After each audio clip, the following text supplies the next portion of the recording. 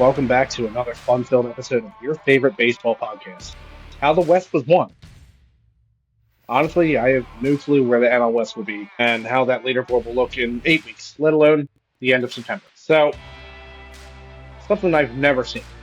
A three-run walk. Incredible. The Albuquerque Isotopes proved it can be done. It all started with a walk, then a throwing error, and another throwing error. And, well, comedy ensued. Bench is clear in Pitt last night, as the nation's capital, and a city in Pennsylvania, I guess. Whatever. They had some beef. And it's not from Monty Brothers, because no one has beef with them except Monty Brothers. Because it's the best. Allegedly, I've never had it. Jenny Kaplan keeps ruining A's plays by song. Listen, we here at Drunks and Ponds, us three amigos, we love women with every inch of our heart. She's just a really bad play-by-play announcer. And it's very, very evident. We're on the brink of a very huge multi-night event this weekend. I'm not sure if you guys know what I'm talking about, but I bet you were probably thinking I was talking about WrestleMania. No. Although, go see it.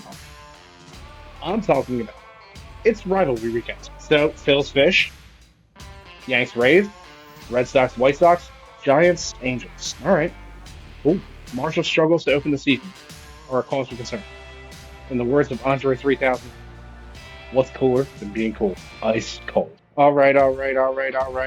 We are Drunks in the Ponds. Like, subscribe, follow, share, comment, do all that fun stuff. But most importantly, stay drunk. The Rill is back. The Ville is back. Flow Bananas here. Peel this back. Whoa, Drunks on the Pond. I am back. As always, Damon, Rich, and boys, we got a lot to talk about. Obviously, I missed last week. I missed you boys. And I'll be honest, I didn't have a chance to listen to the episode because I had a lot going on. But I did see Zach Hampel in the thumbnail. And honestly, that was more than enough. That told me a story. I'll tell you what, though. I'm at a point now where, I don't really listen to the episodes even when I'm in it or watch the videos because, honestly, I'm at a point of hating myself and hating my own voice that I'm like, you know what, dude? I'll record, I'll set the uploads, and then that's it. I'm going off what the people are saying. The people are like, great episode. I'm like, awesome. I'll take your word for it. If the people are like, horrible episode, I might listen to it for a couple minutes to see what they're saying. You're literally walking out the room like Bender going, shut up, baby, I know it. Nothing. And I think it comes from when I thought I was cool setting a voicemail when I was younger, just to kind of listen to it back, and it's like a squeaky voice just being like, what's up, ladies? My name's Jason. Thanks for calling. Leave a message. Bye. It's like, nah, dude. After that, I'm done hearing my own voice. Don't want to hear it anymore. And all you hear is, Jason, it's Mom. You said you were going to be home at 8:30. It's 8:45. What's going on? I tell you one thing. I was doing a whole lot of nothing. I was staying out late just to see what would happen. Nothing. But damn, it's good to be back. Yeah, man. By the way, so we told the viewers why you were out last week, and it's because you were getting your 11th toe amputated. How'd that go? So the surgery was a success. Woo! The only problem is that they accidentally cut off my finger, so they had to put the toe as a replacement finger. So what can you really do, you know? You go to a hospital. Hey, what are you going to do? Huh? What are you going to do? Forget about it. That's just the luck of the Irish. Yep. I mean, let's get to it. Ball talk. Kicking things off. We'll stick with some East Coast ball, I guess, to start. Aaron Nola has looked like absolute dog shit to start the season. We are looking at a current stat line of, how bad is it? Isn't he 0-4 with a 0-4? 6.5 ERA? He is currently half of the Phillies' losses. 27 hits given up, 17 runs, 16 of which are earned. 4 long balls, 25 strikeouts, 9 walks. I mean, the strikeout to walk, it's fine, whatever. but holy shit, my man is getting smacked around. Which, here's the thing. If he had a decent fastball that had some velocity, I wouldn't worry about it because usually that shit just comes around when it starts getting warm out. His fastball velocity is averaging at 91. Like, we're talking about professional hitters here. Guys that are used to like 97, 98. A 91 mile an hour fastball that is sitting high in the zone, that looks like a meatball to half these hitters. And he's getting barreled up on them. Like, his cutter's at 90. He's got no velocity. Well, see, the thing is, like, I'm not concerned about velocity because he's a pinpoint pitcher. Always has been. And the number one thing that gets the strikeouts for him is his curveball. His curveball is absolutely disgusting. I mean, it was evident in the game the other night, even though he lost. But, I mean, we also couldn't score runs. Out of his 4 losses, 2 of them should have been wins from the Phils, but they just decided to fumble and call an audible on the, hey, we wanted to win tonight, right? And they're like, nah. So the big thing is that, like, I'm not concerned about his velocity. That's never been there for him. The 4 of like the 10 fastest pitches he's ever thrown were to his brother, and they were 96 and 97. So, but that was also several years ago. I mean, like, but my problem is that, like, okay, if you're not going to be a velocity pitcher, then you better have control of your pitches to where you can put them where they need to be and miss bats. He's clearly not missing bats because he's getting effing rocked. Like, 27 hits in 4 starts. You're averaging horrible. You're averaging 7 hits a game, and you're barely going into the 4th inning. Yeah, I mean, that's what it ran for. Like, now here's the thing. Will it stay this way forever? No, it's not. But, like, we're still in the early part of a contract here. The last thing I want to see is this start to become a decline to where we're sitting here going, well, Jesus, now we're on the hook for another 7, however many years. And his fastball just keeps dropping. I don't think it will. I think it'll steady at 90. But, like, it's not a good fastball. Like, I fully agree with there's that. guys throwing changeups at, like, 89. This dude's fastball's at 90? Yeah, I don't know. See, my big thing before I let D just completely dismantle Aaron Nola, I'm going to give you my feedback. He's a pitcher. We all know that. But he is a pitcher before a thrower. Things don't always go your way when you're a pitcher. You don't get that cheat fastball where you hit 98, 2.5 feet above the zone, and someone swings and misses. You need to rely on your finesse and everything like that. He's also been notoriously bad in cold weather throughout his entire career. It's not that it's been cold, it's just it definitely hasn't been warm. So I'm not trying to make an excuse. I'm just pointing out things that have been in the track record. I don't think there's too much of a cause for concern. Although Nola does have this awful trend of even and odd years. Even years, he is a sub-4, sub-3.5 ERA. Odd years, he's pushing 5 each year for the final ERA in the scorebook. And I don't know how to feel about the even and odd. I'm going with that track record before his arm is washed. So let's just look at the future and let it play out. He's had 4 starts. He's 0-4. 4 of those losses are half of the Phillies' losses. It's too early to hit panic on just about anyone. Just about. We'll get to that later. D, what do you think? Honestly, when you talk about his off and on years that started in 2018, he was an all-star, had a, what was it, 2.37 ERA, went 17-6, and then very next year, 2019, he went 12-7, 8-7, 2025-5. So, I mean, again, if he's not going to be overpowering hitters with this nasty stuff, I think it's time to call Greg Maddux. I don't know why we all try to reinvent the wheel and, try to try to do something different.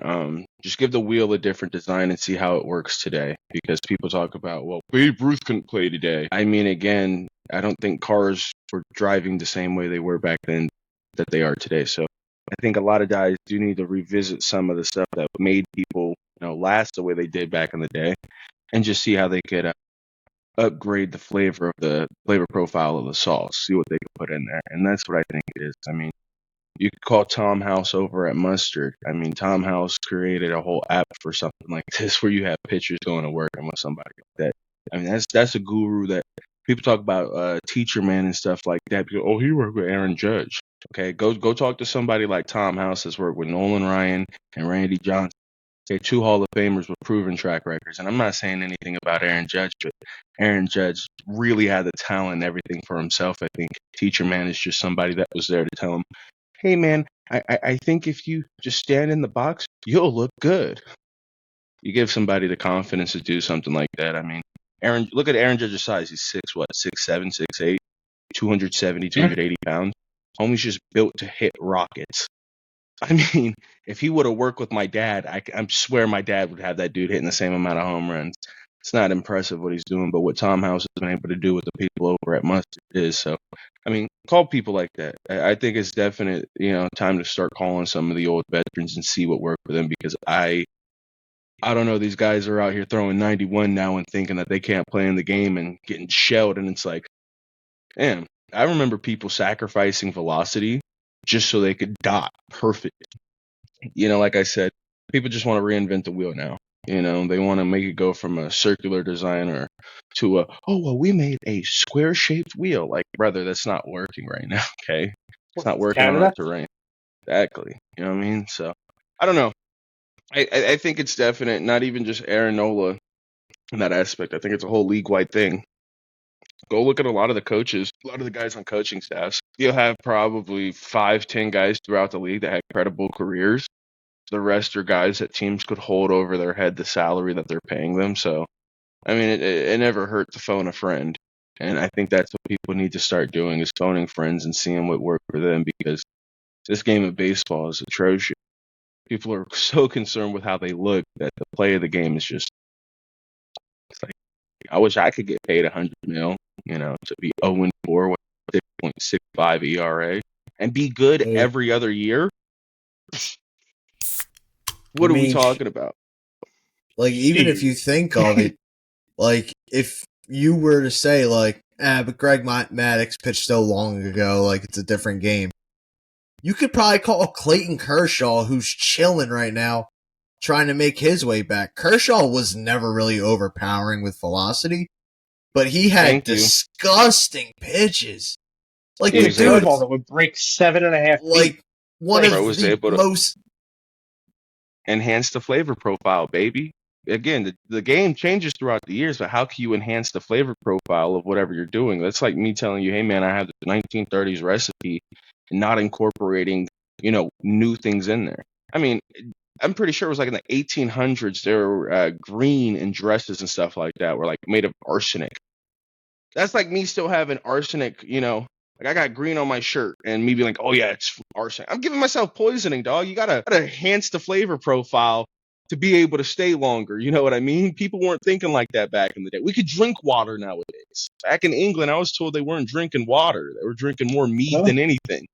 I was like, wow. Drink water. Beer, mead, and liquor. I mean, it was always safer because it was the only thing that was boiled. They never boiled water. So that's where I'm like, look, dude, just enhance the flavor profile. Stop trying to act like it's a different game. And I love when I see the fans, it's so different. It's honestly so different. And my honest favorite is, I got heat for this on my TikTok.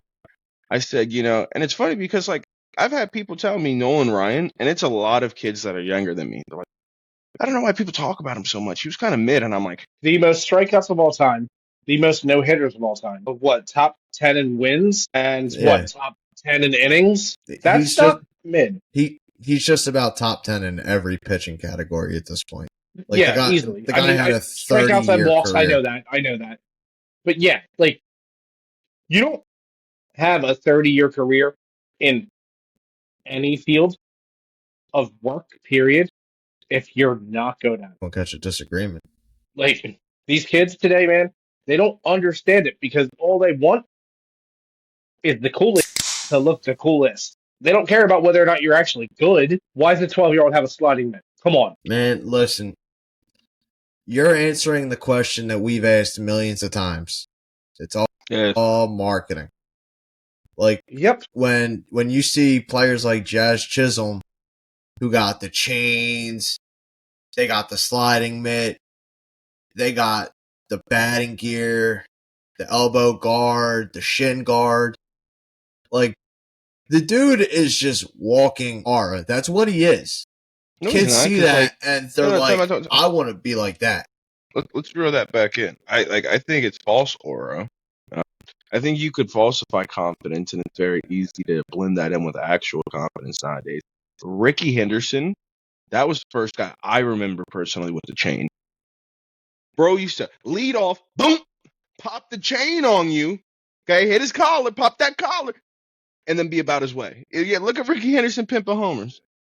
Ricky Henderson was the first. Now, that's where I tell you, what happened to the best guys in the league being the ones with the swag? Yeah, honestly. And I'm talking, look, Jazz is good. Jazz is good. I'm not going to sit here and say anything about it, but I'm talking like the Shohei level players. Again, the top of the top players. Those were the guys that had the most swag. Go look at Ken Griffey Jr. Go look Ronald Acuna Jr. When he's healthy and he's out there, Drip swag. Drips. dude, just Literally, 100%. he's leaking swag.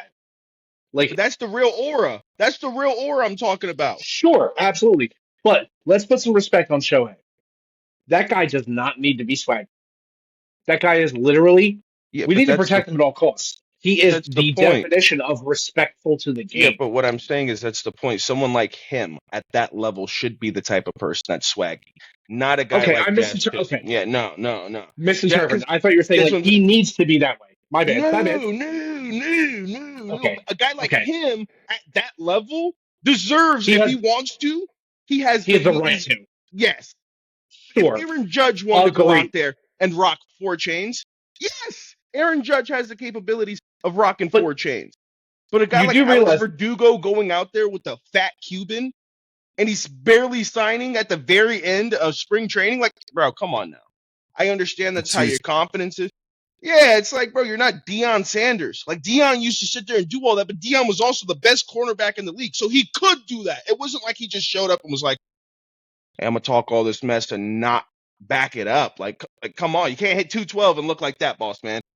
So that's a really good point. Like, Deion, he 100% had all the cred due to his football ability. You could walk onto any field and be that dude. So I get that. That absolutely is a perfect analogy. I get that. Verdugo. That's a... Shouts out his track hockey. Yeah. Shout out his car. Yeah, that's a real 3-color 10 on there. Shout out the track. That car is not mid. That car's not mid. So, if I was a cop, that would 100% be a magnet for me to look at, though. Stopping that guy right there. I want to take one step back for a second because Damon brought up Deion Sanders as like the aura farm when he was on. How do you forget the college football player with the most aura in the entire world got to the league and then immediately lost it? You remember Brian Bosworth? Oh, God. The Boz? You don't remember Brian Bosworth? Come on, son. Dude, my watch is literally, like, it's telling me I forgot what year it was. Let me tell you something. Bro. You can say whatever you want about the Boz in the NFL. It's fine. It's warranted. In college, boy, there was no one on top better than the Boz. That dude had the world in his hands. No doubt about it. Honestly, don't talk to me about aura farming and forget the Boz. I thought you were talking about Johnny Manziel. How long ago was that, dude? Yeah, he brought up Brian Bosworth. The only thing I remember about him was watching an ESPN thing about him lining up against Bo Jackson, and Bo Jackson Jackson ran his ass out. Choo-choo! Give him that shoulder. Dropped his ass. Dude, that's a guy you don't want to be struck by No. at all. Did you ever see Deion Sanders talk about that? No. Oh, dude, I was a senior in high school. I was at the BYU football camp, and a kid goes, "Hey, man, you ever see Deion Sanders get stiff-armed by Bo Jackson?" And I was like, no. Has me look it up, and I still watch this YouTube video to this day because it's so funny. Deion's there, and he's like, "This is my Bo Jackson story. They were playing his freshman year, and he broke out to the side, and he's running down the sideline. And, well, Deion, being Deion's, I'm going to get him. He put his arm out and just threw me as if I wasn't even there. And you see on film, like Deion's not even lying. That's how you know you win some, you lose some, but you live to fight another day. That's John Witherspoon right there, baby. R.I.P. to the GOAT. Now that's what Deion Sanders was saying, ladies and gentlemen. Okay, you win some, you lose some, but you live to fight another day. Always remember that. Okay, you young generation, y'all don't understand that one. Oh, Salute to Tell you them. what, jumping back into ball talk, you know what's truly crazy to me? Is that since we got like these two $700 million deals, and we got Vladdy's 500, we got some people getting somewhere in the threes. These $100 million contracts are not even like getting my attention anymore. Like I was going through just seeing who signed $100 million recently. Ketel Marte just got paid $100 plus. I had no idea. 6 years, like $116 million, and I'm like, this didn't even get my attention. Like I'm so used to 300 guys. Like I'm so used to seeing all these players who are just like hit free agency. What do you got? Oh, we'll give you $430 million right now. Like I feel it's crazy to think, but at some point, like we're going to have a player that's like $1 billion athlete, like because I'm at the point where like we thought like a player making $1 million playing baseball, like what? It's like, you kidding me? First $1 million contract. With that, hold on, let me look that up. It was a big deal. I know that. Damon, before you say it, I'm going to take a guess, and I think I might be right. Is it Willie McCovey, or is it Or is it Stargell? I think that's way too early. 1979. Well, no, I was right. I was in the area. What team? Yeah. I'm not going to tell you the team because if I tell you the team at the era, it'll be the player. You'll get it. All right, can we get a division? Currently, AL West used to be NL Central. Who gives it away? It was an Astro. Yep. Was it Nolan Ryan? It's got to be Nolan. Yeah. 4 year, $4.5 million. Yeah, so who else changed division? Yeah, all right. Oh, 4 years and $4.5 million. Like, that was like oh my God, he's making $1 million. Juan Soto's getting paid $765 million goddamn dollars for the next 15 years from the New York Mets. Let's just say that a little bit better. He's getting 700 times that. That hurts to hear.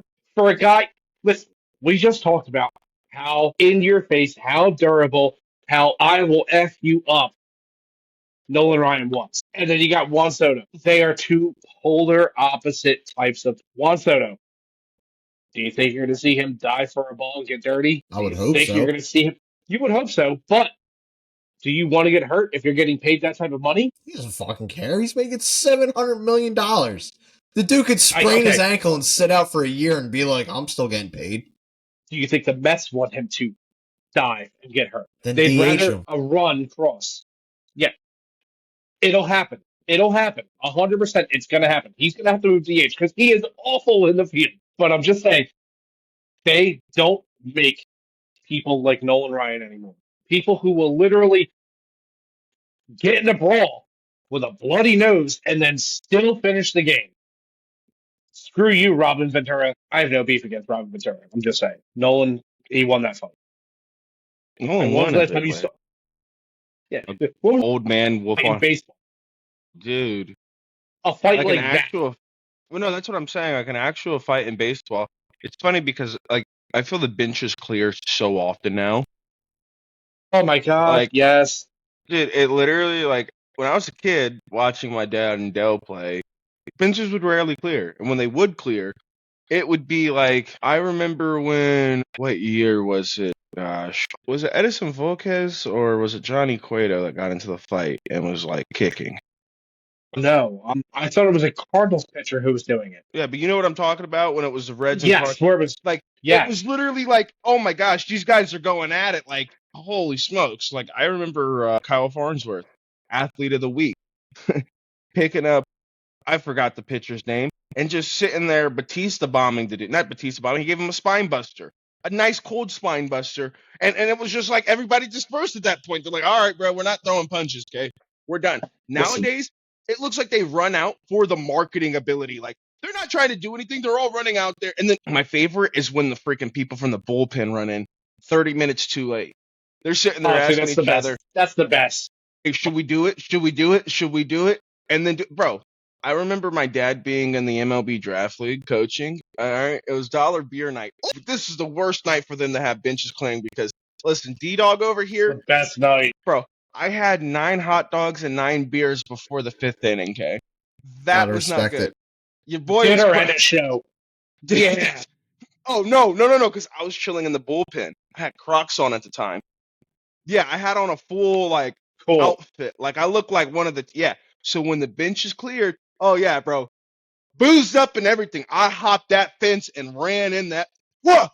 Hey, and then even better is I changed before the game ended because they called the game early. I waited outside that locker room and I was like, yeah, I'm gonna wait for that kid. I waited for him to walk up. I said, hey, bro, we got problems?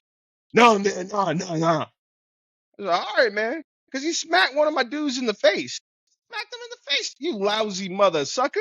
I was like, oh, Poke listen. me in the Yeah, listen, we Okay. in a mutual combat state. All right, now, son. I'll call the police officer over here. We could call mutual combat, and we got a referee. We got Big John McCarthy right there. Now, I'll do it to you. I do it to you now, son. Come on now.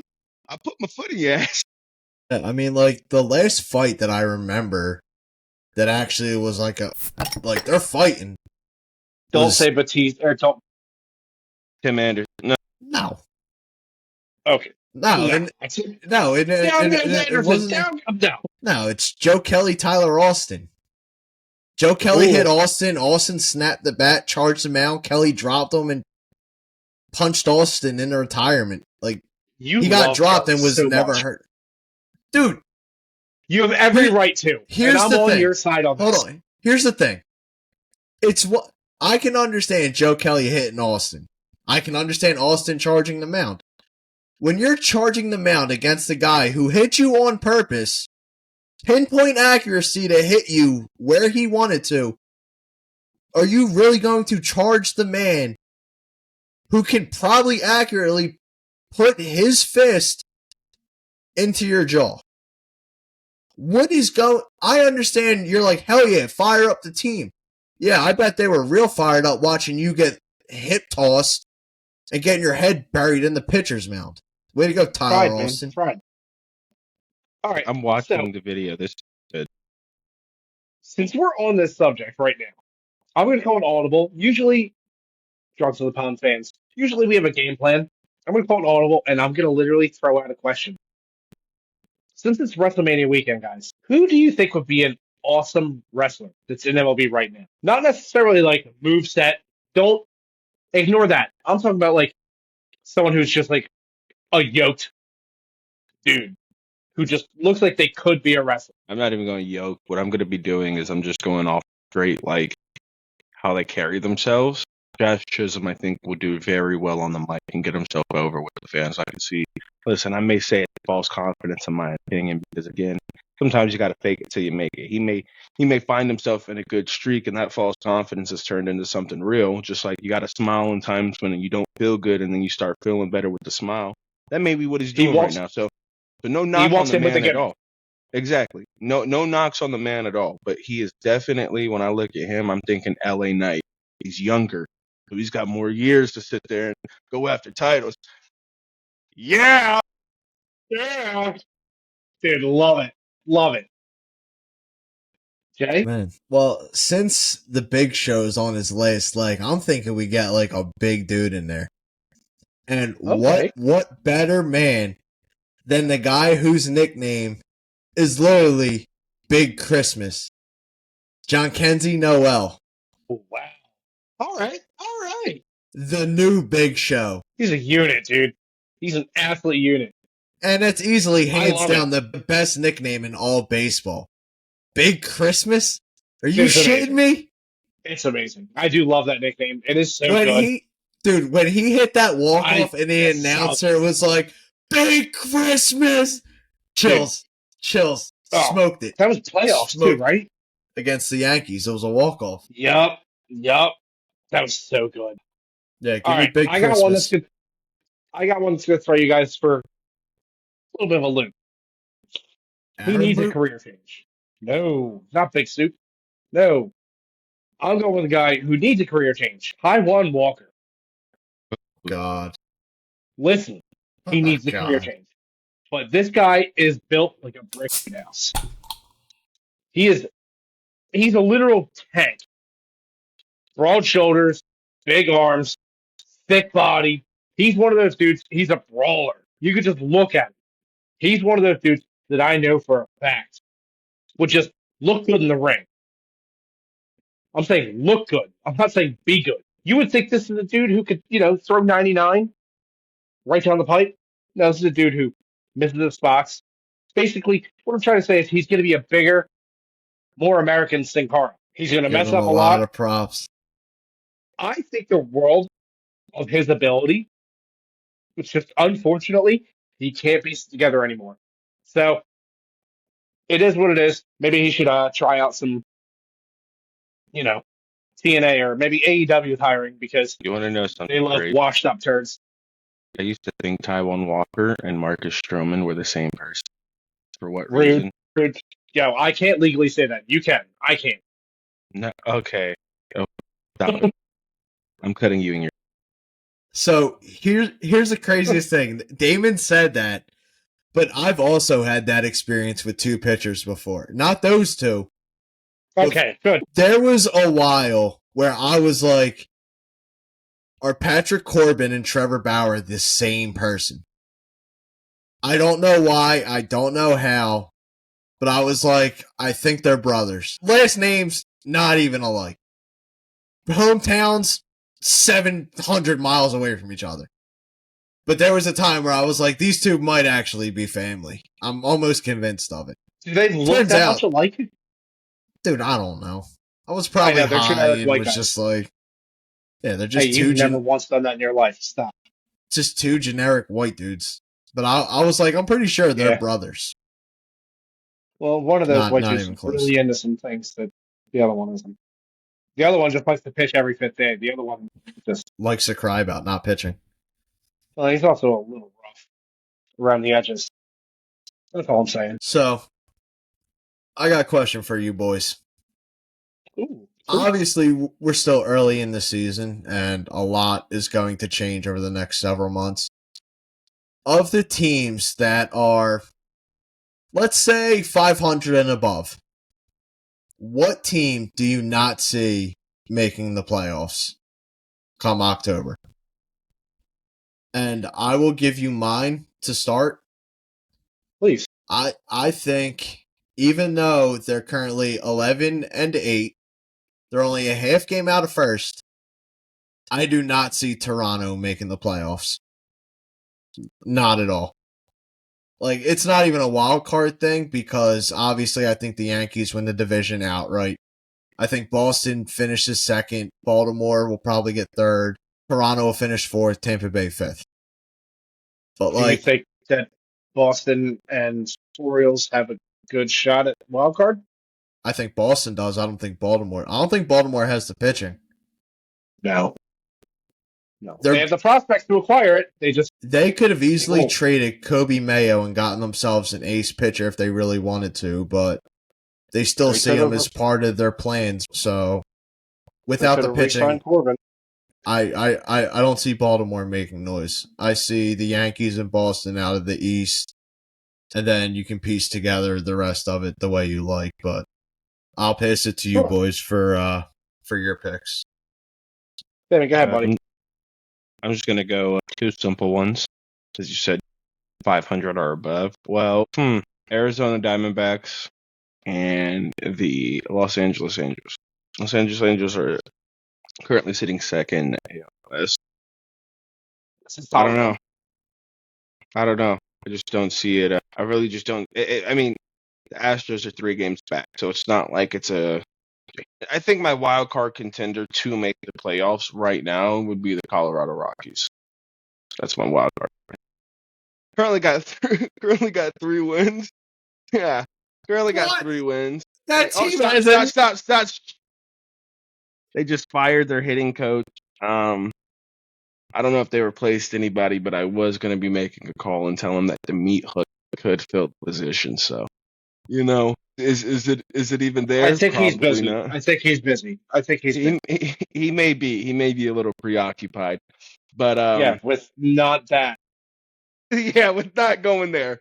But yeah, what's up, Playboy? Damon, I'm sorry to interrupt you. I just want to step in for a moment. We did the preseason predictions. My prediction was that Bud Black, manager of the Rockies, was going to get fired. We just took one step closer to that today, and I am almost prepared to collect my winnings because I said it would be before the All-Star break. If Clint Hurdle can't get this team together, Blackie's gone. Bud Black. Whoa. Okay. All right, D. Back to you. Sorry. Wait, did Bud Black get fired? Yes or no? No, the hitting coach did. Yeah, that's a little upsetting, but we're working on it. You blame him. It's fine. Yeah, blame the hitting coach. I mean, I'm good with that one. I'm always game there. Now, yeah, like I said, I don't know what it is, but when I look at the Angels being in second place, I just see them feeling really confident about that right now. And then by the time July hits, we're gonna be like, oh wow, the Angels are sitting at the bottom. I don't know. I just they haven't felt like a strong team, and I don't know how long, and it just feels like ownership doesn't care. Ownership's just like, all right, we got a team. Hey, they have a guy who went to Paris and is their second baseman, and he trained with Aaron Judge's, personal trainer. He's absolutely amazing so far this year. So good for him. But the Angels, I want to agree with that. I do. I'm going to stick with the West. So, like I said, how the West was won during the intro. I have no clue what the NL West is going to look like 8 weeks, let alone the end of the season. I don't think the Giants are going to be anywhere near the top or near the top two competing teams. I don't think the Giants have the pitching to truly actually make it. They have a decent bullpen, but their starters just look the same every year. You got Logan Webb, and okay, all right. I mean, Birdsong's in the bullpen. He's their, prospect in the wings. He's not looking awful, not looking great. He's kind of mid right now. So therefore, he'll probably get 100 million. I don't see them. I don't see Jung Ho Lee being the one to carry this team because right now he's kind of their offense. Matt Chapman looks like a goddamn undercover cop. No, not even undercover. He looks like the guy who literally pulls you over with that cop porn stash and stares at you in the face and like everything you did was wrong. I'm right. It's such a weird look. It's such a weird look. Nobody should do that intentionally. Yastrzemski, the lineage is incredible in that family. Him withstanding this season and keeping up on the mid pace that he is, I don't foresee it. I mean, they got Pat the Bat Burrow as their hitting coach. Love Pat the Bat, one of my favorite players growing up. Do I see them withstanding anything? Nope. I think they're the third. Honestly, at the end of the season, I think they're the fourth team in that division. I mean, you got Dodgers, Padres, and the Diamondbacks going to play a better baseball season than them. So I think the Giants are the team that fall short. Although right now they are technically the second best team in baseball. So yeah, that's where I stand. That's a fair pick. But I'll tell you what, the one thing that is kind of crazy to me, and and I mentioned him earlier, and he just made a minor league appearance, I think today or yesterday. Clayton Kershaw is still hanging around. Like, if we go back to last year when we did a pod, I had mentioned, like, I think his time's coming up. Like, last year he got hurt. I said, best thing he can do is finish out the year, hang him up. Obviously, they win the World Series. Like, what better way to finish your career than with another ring on your finger? You know, there's one thing that he's missing. I want you to go to his baseball reference page, look at his stat line, and just tell me real quick. I know it's not even going to be hard to 3,000 strikeouts. So I think once he gets to 3,000 strikeout, that's truly going to be this time where he's like, all right, man, did everything he could, you know. And yeah, I think that's all that's left in the tank for him. He's got the ring, he's got the accolades. I mean, a guy that I thought was going to pack it up would have been Justin Verlander or Max Scherzer after last year. I thought that would have been just a happy retirement. They're getting paid, what, 8 figures? Is Scherzer hurt, or was? I think Scherzer just recently got hurt. No, hold on. I might be. I'm almost positive. I'm on that. I don't want to give you the wrong information. Oh, hold on. Max Scherzer battles injury woes. That was 3 days ago. Yeah, and I mean, how much is he getting paid this year? Because I know that Verlander's $15 million, so it's like Scherzer got 15 as well. I don't know. They've gone hand in hand in the contracts for the past couple of years. So I mean, Damon, you had mentioned it earlier, and it's interesting to think about. Kershaw pitched to 7 games last year. He only struck out 4. Now, I mean, a lot of it is barring his health. I mean, obviously 2025. I think he's 37 years old now. If he makes about, you'll probably need about 8 or 9 starts. Like, can you see him making 8 or 9 healthy starts? Like, because that's what it's going to come down to is, like, can his body hold up? If it's not 8 or 9 healthy starts, I think it's definitely him coming out of the bullpen. I think that's fair. I mean, let me go look at end of career Randy Johnson. That's a whole different animal. 8 and 6. Who do you have with? The Giants? Yeah. Yeah. He played in 2009. He had 22 games. 17 of those he started. That's crazy. Big Unit has over 4,000 strikeouts. Almost 5,000. What's crazy about that? Yeah, what's crazy about that? It's just like... Believable. No, I'm not... Hold on. Whoa. Hold on, whoa. I'm not saying it's not unbelievable, but, like, it's one of those things where, like, the most that we've seen growing up, like us, like we really didn't see Nolan Ryan. We really didn't... None of us saw Cy Young. Like, we saw a guy actually strike out over 4,000 batters. Like, when the Phillies won the World Series in 2008, Randy Johnson was still pitching. Yeah. That's crazy to think about. He's still a year away from retirement. Jay, what were you doing in 1988? In what? 1988. 1988, I was still fucking probably swimming around in my dad's fucking coin purse. All right, man. So, you know, in 88, he started his career. And in 2008, when your Phillies won the World Series, that man is a year away from retirement. That's impressive. I mean, you'll never see a pitcher like that in today's game. No, you'll never see it again. Hey, the closest we're going to see is Verlander. My question to you guys, this is a honest question. At what age do you think Paul Skeenes retires? Ooh, he debuted early. Ooh. Are we going to see a 38-year-old with 3,000? I actually really like this question. So he's he's 22 years old right now. He's got a solid. We could sign him to an 18-year contract. That could be $1 billion dude right there. It won't be with the Pirates. No. They're not shelling out that money. So my thing is, Paul Skeenes still, till this day, has said that he would like to contribute some of his time to the military. He wants to go into the service. Are they taking you at 36? I think they took Ted Williams. They didn't have much of a choice. They had plenty of choices. How many kids were ready to jump into war? It was a draft. And you think 36-year-old Ted Williams walked up and they went... Ted Williams was 20, yes. 26 at his oldest, and then he came back at 27, was an MVP. Thank you. Yeah, dude, he was in the service at young age. It was a joke. Obviously, he wasn't in the service at 36 years old. He I was didn't playing know. in I Midway. honestly thought he was 36. I couldn't tell you. That's why I had to You were look it up. convincing. I was convinced. I didn't. So. Old Teddy Shit. Ballpark. Goes ballpark on Lansdowne Street. But to answer your question, Damon, if I had to guess what age we get Paul Skeenes till, give me 37 years old. Give me 15 years. I say he finishes out his contract with the Pirates. Which is 5 years from now? I think he'll get a 10-year deal somewhere. Obviously, it's going to be high dollar. And then he'll finish off his career either going the McCutchen way, going back to Pittsburgh, or he'll jump to another contender and try and get himself a ring if he doesn't have one already. But I'll take Paul Skeenes at 15 years. For a guy who throws 100 in this day and age, I don't see it. I don't see it.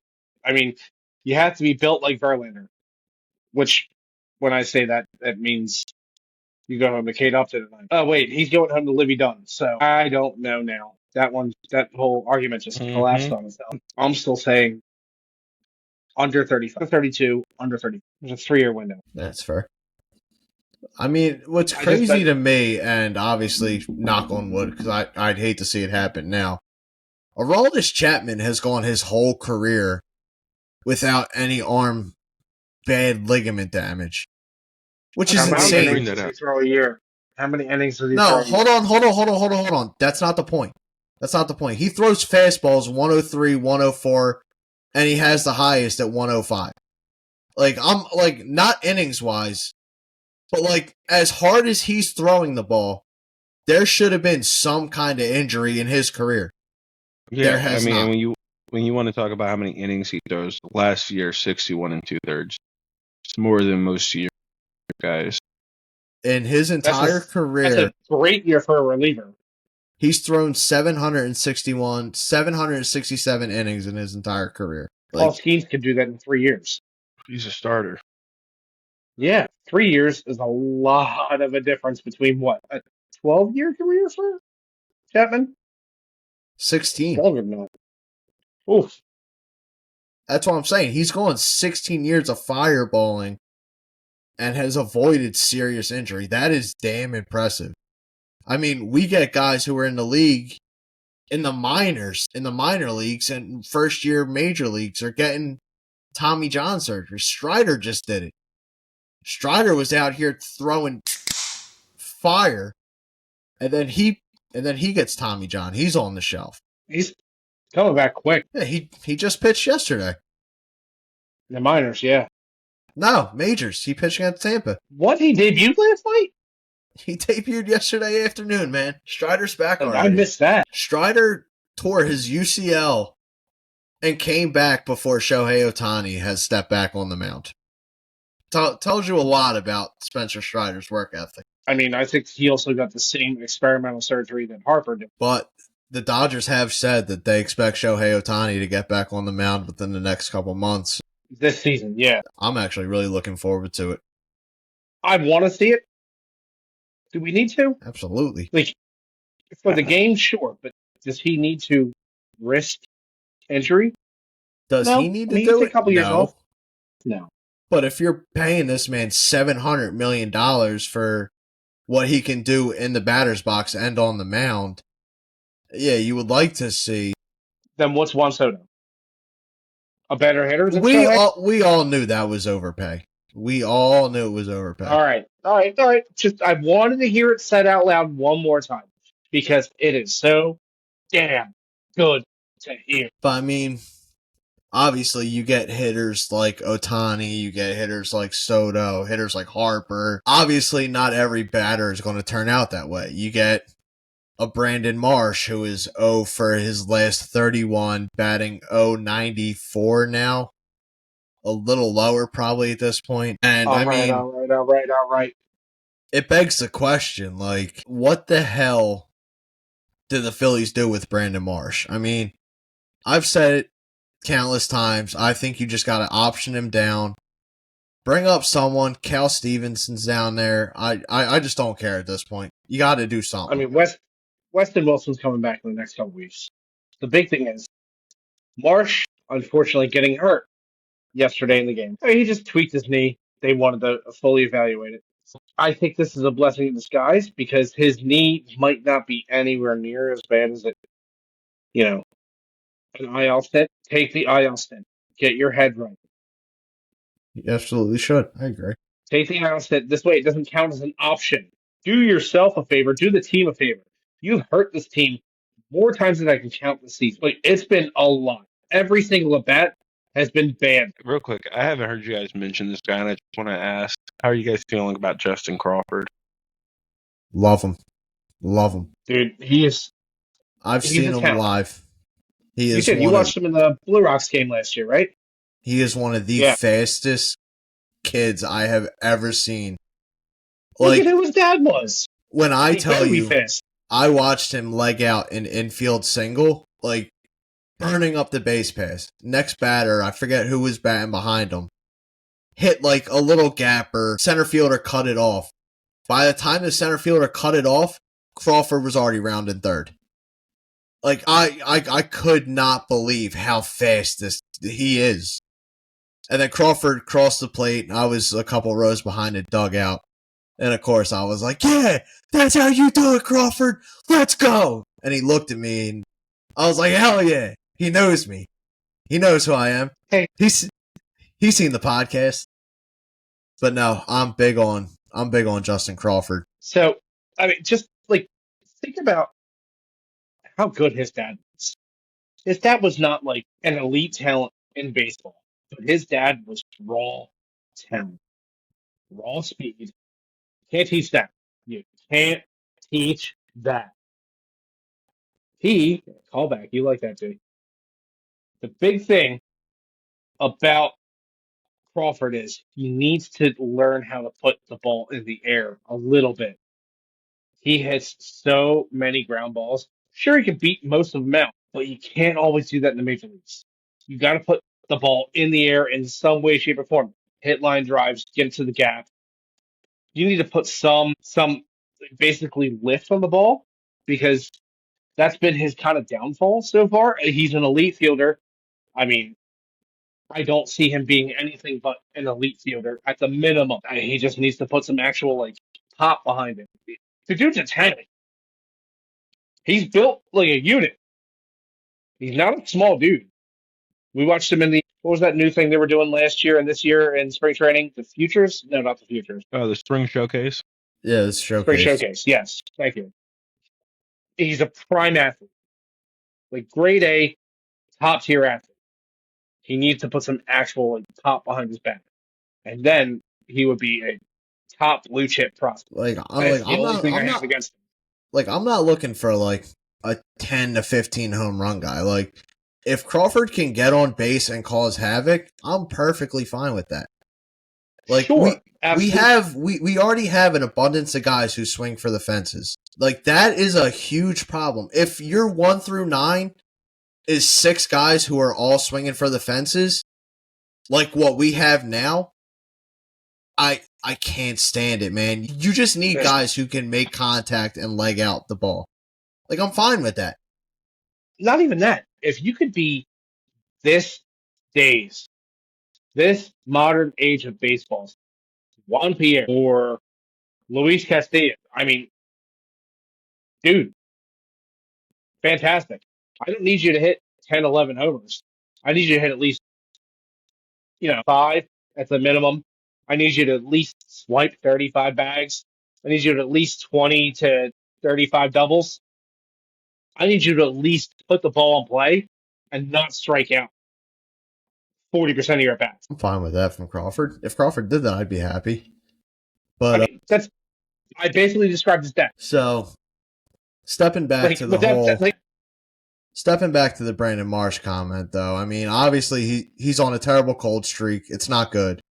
But, I mean, what are some cold streaks that come to mind for you guys? Because, I mean, obviously there's been a ton in baseball. I mean, you can go player, you can go team. Like, there's been a lot of them. But I mean, D's already got his hand up. Yeah, I'm about to say Chase Utley, 2015.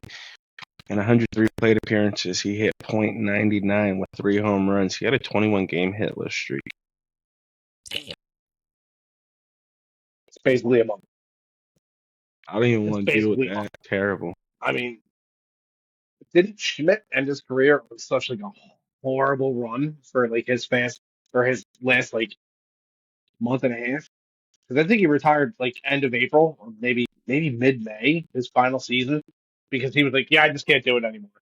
I'm not saying like a horrible like over streak, but someone who was just like, I can't do it. So yeah, that's really all I have to contribute to that because I felt him on this one. I didn't look this one up. So I will give you a cold streak, and I feel bad, but it's genuinely kind of funny. Don Mattingly, great Yankee, Professional hitter. had a great mustache. Don Mattingly did not make the playoffs until his last season in the big leagues. Now follow me on this, a little story time. Don Mattingly, great hitter, fantastic ball player. There's arguments that he should be in the Hall. I'm on the fence about the whole thing. So Don Mattingly goes to the Yankees, and I think 90. Oh no. He spent a lot of time with the Yankees. So 1994, they're trending to go to the playoffs. Great, Mattingly can finally make the playoffs. Well, if you don't know, in 1994, the MLB had a players' strike, which canceled the rest of the season. So Mattingly did not make the playoffs. That's Luckily, this story has a happy ending, and in 1995, the Yankees did end up making the playoffs in Mattingly's last season, but unfortunately lost to the Mariners in the AL Division Series. So, Mattingly, that sucks, brother, but I mean, as bad as that is, Ernie Banks played his entire 19-year career and never played a postseason baseball game. What? Yep. EB, Ernie Banks. Whoa. Wow, I did not know that. Yep, never played in the postseason. I mean, like obviously the Billy Goat really did a lot of harm to the Cubs, but damn, That's what you get when you play for the Cubs. during his entire era, Never once. dude, there isn't a single team in baseball that hasn't made the playoffs in 19 years right now. Yeah. Wait, no, that's such a kick in the groin. But And he's a Hall of Famer because he was elite. some things just aren't meant to be. As we wind down, you know what it's time to step into. 9th inning. Final thoughts kicking off. Obviously, Damon started off. What you got, brother? Big ups to one of my guys, Max Muncy. Made his MLB debut this season. Slowly but surely figuring things out with the Athletics. Be on the lookout for him. Big ups to my dad about to start the season. And yeah, man. Outside of that, let's just keep vibing, enjoying baseball. And we need one of these teams to have a $1 beer night. You'll catch us all three out there. So whoever makes that promotion, catch Drunks on the Pond. We'll see you there. Yeah, send us some tickets because we will all figure out a way to show up for that. Just do it. Just do it. Whoever you plan on being, please just let us know. Just do it already, like Shia LaBeouf once said. Just do it. Just do it already. Like, all right, dude, you need to scream at me. But yeah, I guess I just got to say final thoughts. Peace, love, unity, respect to everybody out there. Let's enjoy this season because guess what? As much BS that we do talk about the baseball we're watching, we're going to be reminiscing about the 2025 season come late October. So, hope you guys are having a blessed week, however you may be tuning in. Your boy, D Stacks, D Money, calling out Jay Shmoney. What are your final thoughts on the night, brother? Switching up. All right, I like it. Changing up the batting order. I haven't done this in a while. It's been a long time. But 2 weeks. I feel like this is the right time to bring it back. Today in baseball history. Yeah. Thursday, April 17th, 1947. The Dodgers win 12-6 over the Braves at home as one Jackie Robinson gets his first major league hit off pitcher Glenn Elliott. The first of many for number 42. And obviously, yesterday we celebrated Jackie Robinson Day, Correct, which yeah. obviously a huge deal. Numbers retired throughout all of baseball. So always major props to Jackie Robinson. Long live. Correct. My other final thought, or good news coming our way. New episode of Behind the Scenes dropping this week, where we are talking about a player who actually lived about 15 minutes away from me when I moved to another part of Delco, and probably about a half hour, 45 minutes from Rich. So be on the lookout. We got some Delco love coming in this episode. Ooh, this is gross. It's just because of where we're from. But I love it. Passing over to Richie 6. Finish us off, buddy. What you got? Richie 6. I like that. It reminds me of Nicky 6, except without all the drug problems and, debauchery. So I like that. That's nice. Although, I just want to hit at what you just said about 42 and, how great that was. Last night, everyone wore 42. Fantastic. Amazing across the board. The radio announcers for the Phillies said something absolutely comical. I was in the car with your uncle on the way home from work, and they were like, 42. Justin Verlander might be the only person who's wearing his age tonight. And I just thought that was comical. Like, I was like, all right, that's good. That's good. LA, you're the man. Thank you. Keep it up. So my final thought. Last night, another thing happened. I mentioned it in our intro. We had a bench clearing moment with the Pirates and Nats game. Pitch near Uncle Larry's head in the country. Coach came out, was adamant about having a warning being issued, and that's really like where he was like at. He really wanted the warning. He just didn't get it like stamped in, and nothing really happened except just a bunch of jawing back and forth. And then the Pens him, and then an injection followed for Lopez, the pitcher. Dude, Damon said it earlier. Are the theatrics worth it for a bench clearing anymore? Like, unless you're throwing blows, unless you're trying to do something, unless you're trying to step, unless you're trying to actually, show how big that bang is. What are you doing it for? Making the game longer? Like, I understand this was close to McCutcheon's head. He's a respected veteran across the sport. Lopez, he looked like he was like, dude, that wasn't intentional. But he got tossed because the umps thought it was intentional.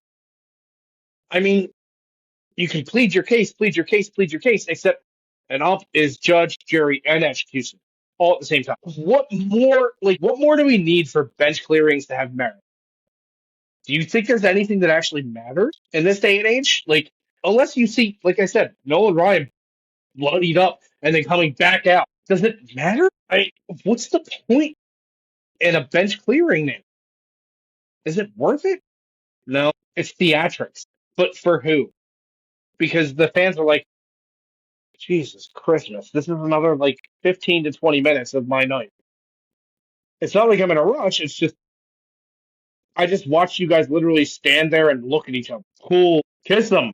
Whatever, dude. I don't want to see that, but I'm just saying, Jay, you and I went to high school in the same era, and, when people get nose to nose, you'd be like, kiss them. Yeah. And it's just, yeah. It's kind of what you want to do. And it's like, yo, kiss them. And it just wouldn't happen. Then it would just turn into a shirts off makeout match, and it was like, dude, that's weird. It's like, you two were trying to fight, and now you're in love. I don't know. Guys, why'd you open the stall door? I'm trying to poop. Just one of those weird things, Yeah. Dude, I just think bench clearing are just weak. They're boring. They're useless. Shake it, guys. This piston contest is over. Who cares? You did nothing except prolong the inevitable. I mean, the only thing that happened out of last night's bench clearing was the pitcher actually got ejected because of bitching. He didn't look like he was going to. I didn't think he needed to. But I'm not the judge, jury, and executioner as an umpire. Final thought, if you're going to bench clear, brawl. Make the fine worth it. I'm fair enough. I agree. But It's WrestleMania. yeah, WrestleMania is this weekend. Obviously, we got baseball this weekend.